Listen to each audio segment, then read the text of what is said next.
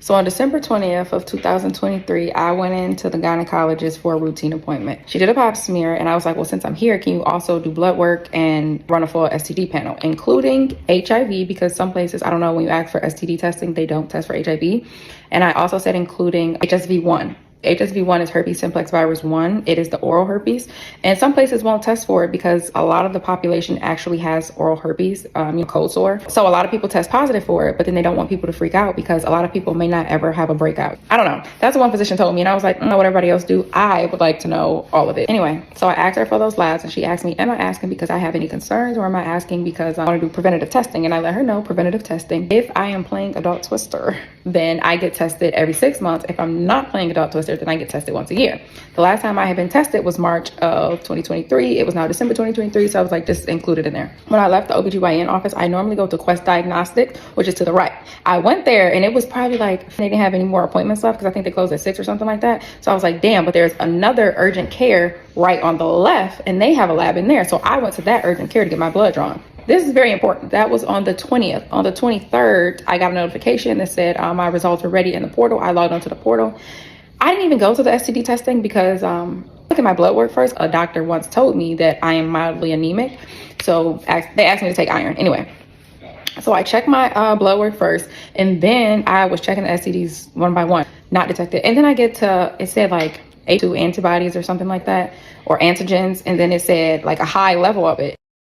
I immediately got on the phone with that doctor's office. She looked it up and she was like, okay, you know what? I'm going to see if the physician call you back. Yeah, see what I see. She called me back and she was like, oh, I'm looking at your lab results. She's trying to go over everything else. I'm like, girl, I don't care about none of that. And she was like, oh, I'm looking on here and it says, 1 and 2 positive. She was like, I remember you asked for the test specifically. Like, is there something that you're worried about? There was nothing I was worried about. Actually, I was completely fine until I just logged on here and saw that it was positive. So now I'm freaking out. I am really freaking out. Like, I feel myself, like, I feel the anxiety just building. This is the first time I've tested positive for anything, mind you. And she was like, yeah, you ever tested positive for anything? Like, just have them run it one more time because we don't know if it's HSV1 or HSV2. HSV1 is oral herpes. HSV2 is genital herpes. She was like, so we're gonna have them rerun the test. This was on the 23rd of December. This was right before Christmas. The whole time during Christmas, I'm like shocked out. And thank the Lord I was on Christmas break from school because that would have been too much for me to handle. I done cried. I'm like, my God, thankfully that I was in school at the time. So like I learned about this. So I'm like, exactly what herpes is, how it works, like you have to do, like calm down, you'll be okay. So then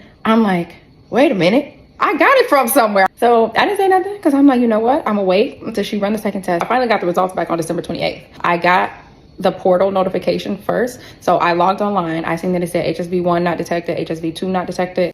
As soon as I was getting off of the portal, my phone was ringing and it was the physician telling me like, hey, you actually don't have herpes. And I'm like, okay, well, why did I test positive? She's like, I don't know. So apparently that urgent care runs a different test than Quest Diagnostic does. And for whatever reason, there's some antigen in my blood that will always test positive on that specific test. Now let's fast forward to March 3rd of 2025. Now I'm going to the primary care physician. When I get a physical, I also tell her about my hip on the right side. Anybody that knows me knows I've been having hip pain for the past 2 years and I cannot figure out why. She's like, okay, we're going to use some x-rays done. We're going to run labs to make sure it's not cancer. We're going to check for inflammation, blood count. They want to make sure it's not arthritis, osteoporosis, like all kinds of stuff, right? So I'm like, okay, cool. And well, since you're running my blood, you check me for STDs as well. Can you make sure that you include HSV1, HSV2, and HIV? She was like, well, I don't know. They usually don't run HIV. Like, I have to. I'm like, no, I will. Why would you not do it? I want it all. She's like, okay. Concerns? I said, no, it's just preventative testing. Fun fact, a lot of places or a lot of like clinics, if you tell them it's preventative testing, they will test you for free. If you tell them that like, oh, something's wrong or I've been having this issue, then they will charge you or charge insurance. But usually, or not usually, a lot of the times, if it's preventative, then they will cover it for free. So ask them. So I'm telling her like, oh yeah, I'm not worried about that for real, girl. Like since the test I test negative, I've only been with one person 2 times. Like I would know 2 exact dates. I'm more so concerned about what's going on with my hip. She's like, oh, okay, cool. Turns out every fucking time I say that, I'm wrong. So I went blood drawing. Cool. That was on March 3rd, 2025. So on March 7th, I got an email saying that my lab results have been uploaded into the patient portal. Remind you, this is a new primary care, so I haven't registered for the patient portal yet. So I get on the phone with the doctor's office and I ask them if I can speak with her so that I can get my lab results. And they're like, well, you need an appointment. Our next appointment isn't until Monday. And if it's anything critical or anything crucial, anything that stands out, she will be checking them later today and she will call you. I said, okay. So on March 10th, I have a 9:45 appointment with a psychiatrist. They want to see if I have ADHD. Turns out they diagnosed me with anxiety and depression, right? Very important to this story because I hang up with them. 10 minutes later, I get a call and it's the doctor calling me. And she's like, yeah, so we have some labs back with abnormal results. And I'm thinking, oh my God, I have bone cancer. That's my immediate thought. And then like, as soon as the thought, she said, yeah, you tested positive for HIV. I said, are you sure? Like, can you read me back my name, first and last name and date of birth? Because are you checking the right chart? I have never created a patient portal login type shit so fast. Like while we're on the phone, I'm on my phone logging into the patient portal. It's on like page 3. I can say, baby, it says repeatedly reactive. And for some reason, emotionally, I did not have the same reaction or as strong as a reaction as I did for the herpes. I was more so just like, what?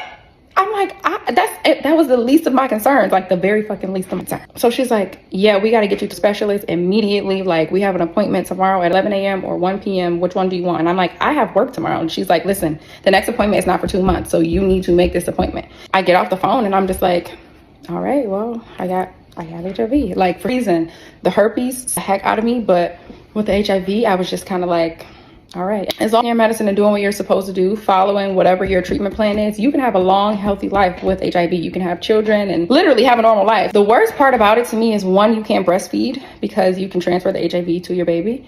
2, I'm like, I have to tell a date now. Like I damn near got to say, hi, my name is Kira and I have HIV. And then I went to my friend's party that day because that was her literal birthday. Or I didn't go to her birthday party, but she had like a little dinner in her house. People are probably shocked to hear this video right now because I haven't really told anybody. So it's the next day. I get to the appointment again, still calm, cool, collected. I'm talking to the lady who draws blood and I'm like, yeah, so like, you know, how long is it? What are we checking for? And she was like, I'm gonna partner you with the nurse to answer all those questions. So the nurse called me in the back and she was like, okay, so the test you took the first time was detecting whether or not you have HIV. It comes back positive. They tested more than one time. That's why it says repeatedly reactive. So there's HIV 1 and HIV 2. HIV 1 is contracted here in the US. HIV 2 is contracted overseas. It looks like you have HIV 1. So now we're going to check your blood to see how much of the HIV is in your system. So they're checking for the viral load. A viral load less than 30 is negative. A viral load more than 30 is positive. That'll determine what your treatment is and you'll go forward with the doctor from there. Usually 5 days to a week and a half to get the results back. We'll give you a follow-up appointment in 2 weeks, but your results will be back way before then. So I went back in the lab.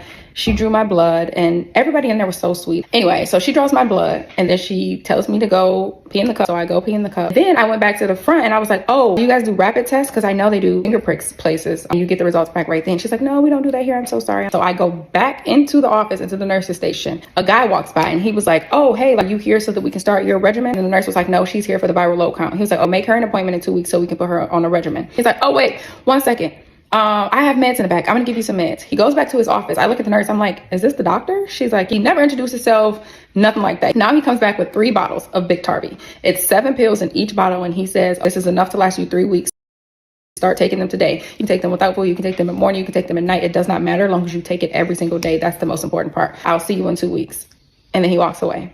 And then that's when it hit me. For some reason, that medication in my hand, baby, it hit me like a ton of fucking bricks. I literally wanted to bust out crying right there at that nurse's station, but I didn't. So I walked out of the office. There was a guy sitting on the steps right there. He's bawling his eyes out. I'm guessing this is his first appointment or something. He just found out that he got, I don't know. But I'm like, oh my God. Everybody in the waiting room. Some people look like they just got done crying. Other people on the phone. I'm just like, oh my goodness, it's too much. So I walk out and I call every single clinic in the area, right? Planned Parenthood, every clinic, HIV clinics everywhere. I'm like, do you guys have the free rapid testing? And every place is saying no. On my way home, I was watching TikToks of people who tested positive for HIV. And there was this one lady who was like spreading awareness of like home rapid tests. And she was like, you can go on this website and get them for free. Oh, cool. I'm gonna do this.